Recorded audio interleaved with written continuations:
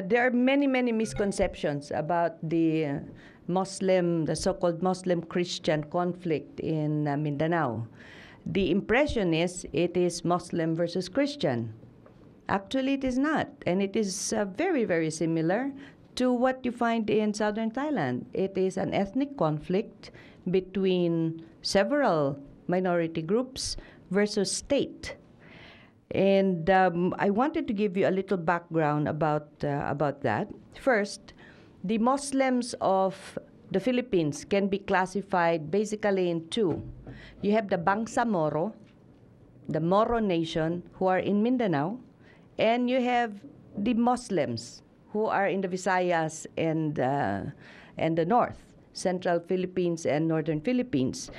The Muslims in the north can be part of the ruling class. They can be Tagalog, they can be Visayan, but they are Muslim by faith. So they consider themselves Filipino. The Muslims in the south, those who were born to the tribes, do not necessarily consider themselves Filipino. They call themselves Bangsa Moro or the Moro Nation. Now, there are 13, let me see, okay. Here we go. There are 13 ethnic groups that consider themselves Bangsa Moro. The largest are the Maguindanao and the Maranao of central Mindanao. And then you have the islanders, Tausug, Sama, Yakan. I'm Tausug from Sulu. Let me see, where are we? Okay. So how did Islam go to the Philippines? 13th century, via traders and missionaries. A very peaceful introduction of Islam into the country. When the Spaniards came to the Philippines, they already saw Islamic kingdoms. They already saw Muslim sultanates. So from that time to now, how does it look like for the Muslims of Mindanao? Today, Muslims are about 5 to 10% of the Philippine population, depending on who's counting. The government says we are 5%, but Muslims say we are at least 10%. So just like the count in southern Thailand, you add the two, divide by two, more or less.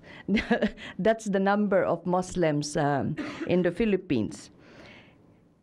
We are, as of today, about 20% of the population of Mindanao. Okay, so misconception. Muslims were always a minority in the Philippines and in Mindanao. And as I pointed out earlier, when the Spaniards came, they met Moro kingdoms. But let's look at recent history. 1918, and this is Mindanao. In 1918, Christians were 22% of the population. Muslims were about 50%, and controlled a large majority of Mindanao. The Lumads, or the non-Muslim indigenous peoples, were about 30%. So clearly, the Christian settlers were only about a fourth, or 22% of the population. Today, reverse. The Christian settlers now are 72% at least of population and control the majority of Mindanao. Muslims are now only 20% of population. So Muslims are now a minority even in their own territory. Another misconception. Muslims were always poor, always ignorant, and therefore they gripe a lot. They fight a lot. They complain a lot because they were always poor and they are envious of the majority. Well, let's take a look at some statistics that I dug up, looking at 2 years, 1970 and 1990. Take a look at Sulu, because that's where I come from. 1970, Sulu, in terms of access to piped water, was ranked 37 in the country in terms of access to water. Compare that with Pampanga. Pampanga is the home province of President Macapagal Arroyo. And in 1970, Pampanga was ranked 39th. So minority Tausug community, the province of Sulu, were ahead in terms of access to water as compared to Pampanga of Mrs. Arroyo, a very rich community. By 1990, Sulu was ranked 52, Pampanga ranked 15. So clearly, we were not a basket case in the 70s. Another statistic, access to electricity. Sulu in 1970 was ranked 38 in terms of access to electricity. And Ilocos Sur, the province of President Marcos, was ranked 50. By 1990, Sulu was ranked 73, Ilocos Sur was ranked 13. Again, clearly, we were not a basket case. Something happened in the intervening years to make Sulu and the other Muslim communities poorest of the poor. And I'll get back to you about that later. So now you have a picture of a Muslim community or Muslim provinces that are way down, basket cases, and poorest of the poor. What complicates it further? History. As I mentioned earlier, Islam arrived in the 13th century to what we now call the Philippine Islands, took root, established communities, brought over the different tribes in Mindanao to Islam, established sultanates, established Islamic jurisprudence or Sharia, established educational systems or the madrasa. In other words, established strong civilizations. And these Islamic kingdoms grew from the south, from Sulu to Mindanao, all the way to Luzon. When the Spaniards came in 1521 and entered Manila, entered Visayas, they were met with heavy resistance from Muslim chieftains. Power of superior arms forced these Muslim chieftains down to Mindanao, where they remained dominant. So during this entire colonization period of Spain, the Muslims were dominant in Mindanao. Since the Spaniards could not really enter the domain of the Muslims, they entered into treaty. This is an important point to note because when you enter into treaty with a community, you recognize the sovereignty and the independence of that community. So the Spaniards had treaty relations with the sultans of Sulu and the Sultan of Maguindanao.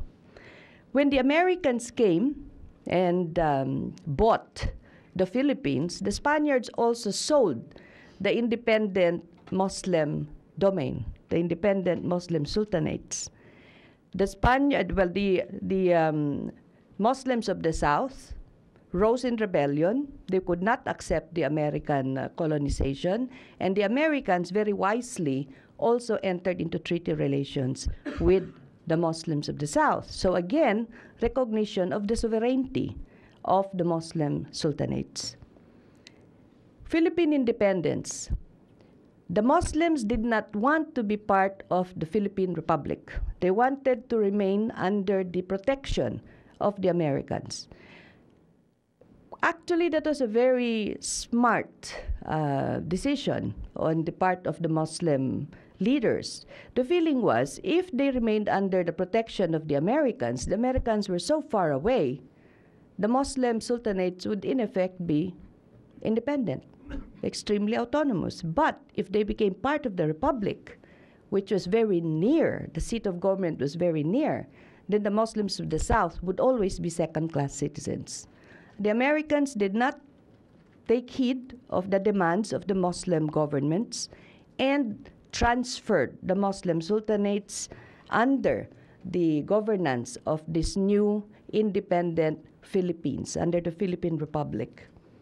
And the Muslims again went into war. There were conflicts vis-a-vis the new Philippine government.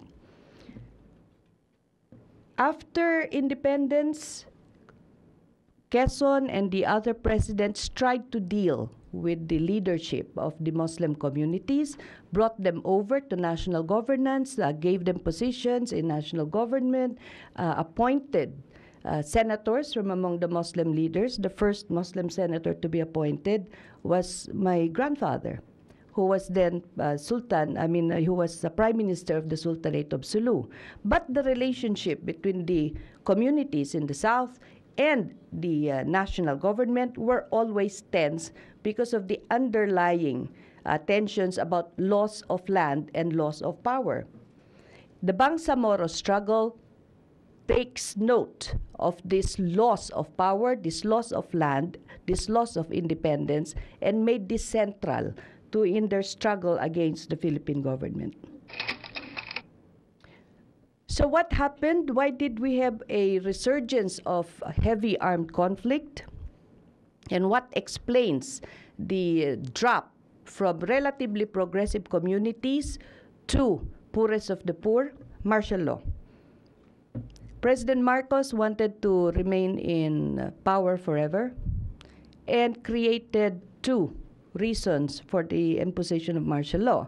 First was the communist threat in the north. Second was the insurgency of the Muslims in the south. Because at the time, the Muslims still had conflict, although not major, low-scale conflict about land. They created this fear of a Muslim conspiracy, a Muslim insurgency. They entered the Muslim domains, military operations ensued, and this is what happened. Destruction of infrastructure was first. They bombed the ports and the water systems, the electrical systems, the schools, and that loss of infrastructure has not been recovered. After the destruction of infrastructure, what you had, of course, was capital flight. The businesses left the provinces of the Muslims because of the continued conflict and went to the Christian communities, Zamboanga City, Cebu City, Manila. With capital flight and the destruction of infrastructure, the next to go was talent, brain drain, continuous brain drain. These three we have not recovered from up to now.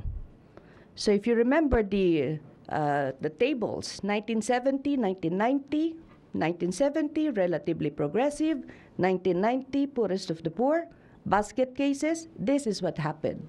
And this also focused attention of the communities to support the liberation fronts. After the fighting, after the establishment of the liberation fronts, what are we like today? I'm just going to give you some of these statistics. If you look at human development indices, the 5 Muslim provinces which now comprise ARMM, basket cases, poorest of the poor. 1997, year 2000, year 2003, we are always among the 10 poorest. Poverty incidence in the autonomous region of Muslim Mindanao, we are number 1 for once. Literacy or illiteracy, we are number 1. And human rights violations. In 2006, according to the World Food Program, there were 120,000 internally displaced people. 2008, they revised this upwards to 300,000, but the most recent spate of fighting, from August 5 to September 5 last year, more than 500,000 people from the Muslim communities have been displaced and hundreds have been killed or injured. And this had something to do with the breakdown of the peace process. So, in a nutshell, what has happened to make progressive Muslim communities poorest of the poor and conflict prone? Basically, you find economic marginalization and destitution. You have a threat to their political identity, the Moro identity. You have political domination and minoritization of the Muslim communities in their own domain. And under the Mrs. Arroyo's government, a feeling of hopelessness under a majority government that has chosen to bring military operations to the fore as the principal way of ending conflict. Let me now tell you a little bit about the two liberation fronts that you know very well. The Moro National Liberation Front under Miswari. This was the first to be created under martial law. In a way, you could say that we have to thank President Marcos for the creation of the MNLF. He pushed Miswari and the young intellectuals, the children of the sultans and the datus actually, to create the MNLF to protect their communities, their homelands, and their faith. Without Marcos, I doubt very much if there would have been a Moro National Liberation Front. The Moro Islamic Liberation Front is used to be a splinter group. Salamat Hashim, a religious man, an ustad, used to be one of the trusted leaders with Miswari under the MNLF. They had a disagreement over ideology. Salamat Hashim wanted wanted to hew closer to an Islamic concept of state, whereas Miswari was more for accepting a secular form of state for the Bangsamoro. What happened with the MNLF? The MNLF in 1976 agreed to a peace agreement with Marcos. In 1976, you had the Tripoli Agreement. In lieu of, in exchange for dropping their war of independence, they accepted autonomy, which is problematic for Chaiwat in southern Thailand, but for the Muslims in the south was acceptable. The final peace agreement to implement the terms of agreement under the 1976 Tripoli Agreement was finally signed under President Ramos in September 1996. Now, the Moro Islamic Liberation Front of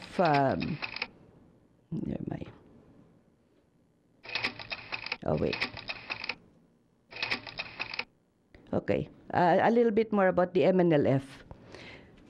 What has happened to the 1996 peace agreement? If you remember the tables, the poverty tables, which started 1997, from 1996 to now, the expectation is there would be funds, there would be assistance provided to the autonomous region of Muslim Mindanao so that they could move up from the poverty levels, from the ethnic conflict levels, and onto a more peaceful community. That has not happened. The situation has gotten worse since the signing of the 1996 peace agreement. In fact, the chairman, Miswari, was arrested in 2001 on charges of rebellion. He was incarcerated for more than 4 years and recently released. You know why? No evidence.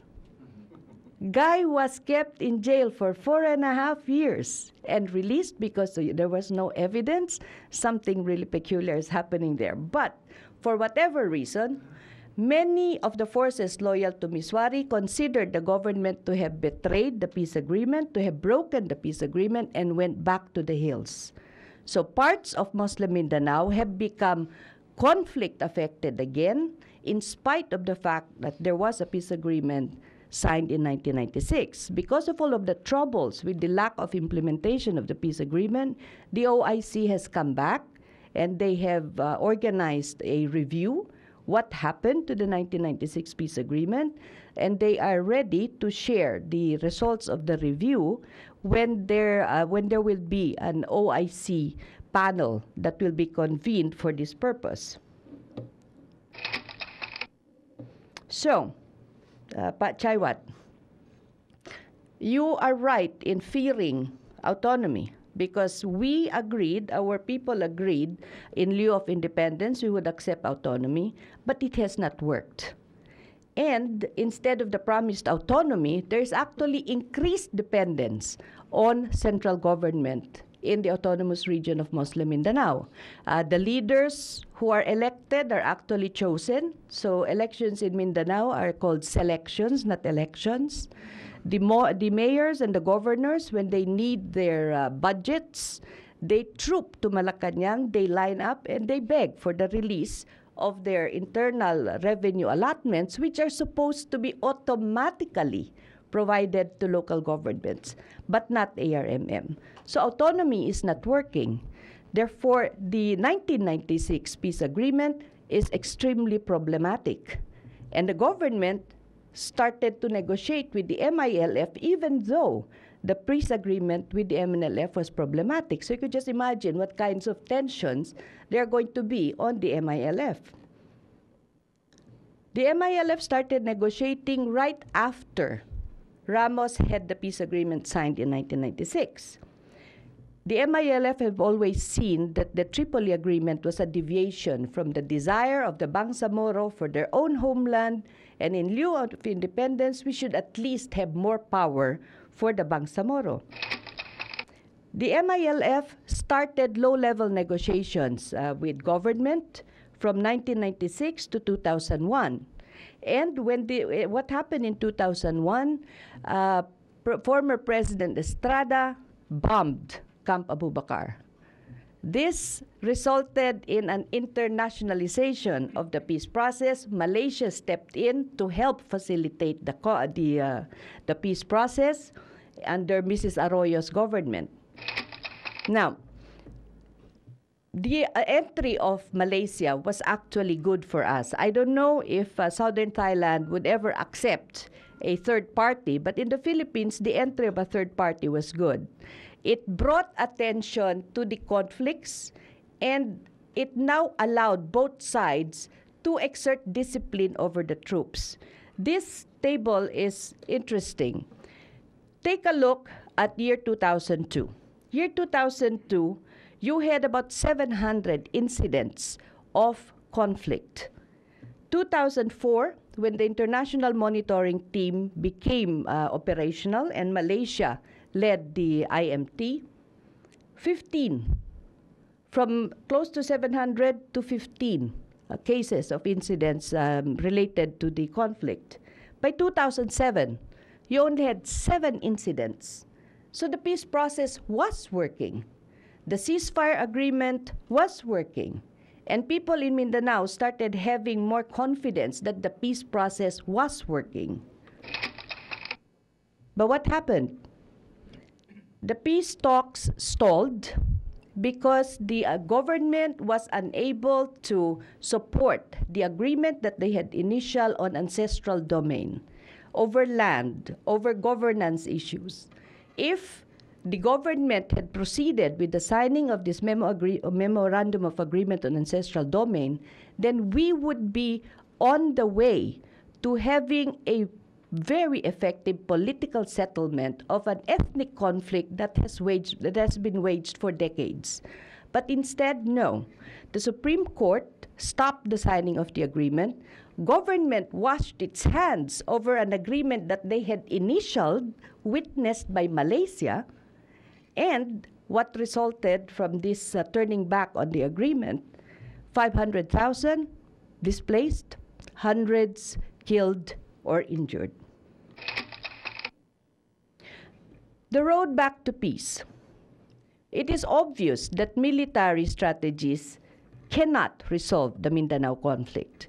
Mrs. Arroyo has agreed that this is not possible, this is not doable, and instead has sought to expand the peace process, not just with the Liberation Front, but she said with all sectors, which is a very peculiar way of implementing negotiations. You do not negotiate with the rebels. You negotiate with the community. I thought that was always called governance, but what do I know about this?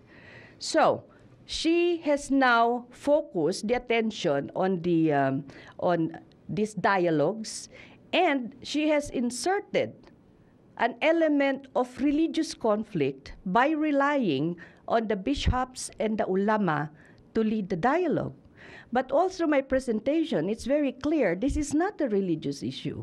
This is an issue of governance. This is an issue of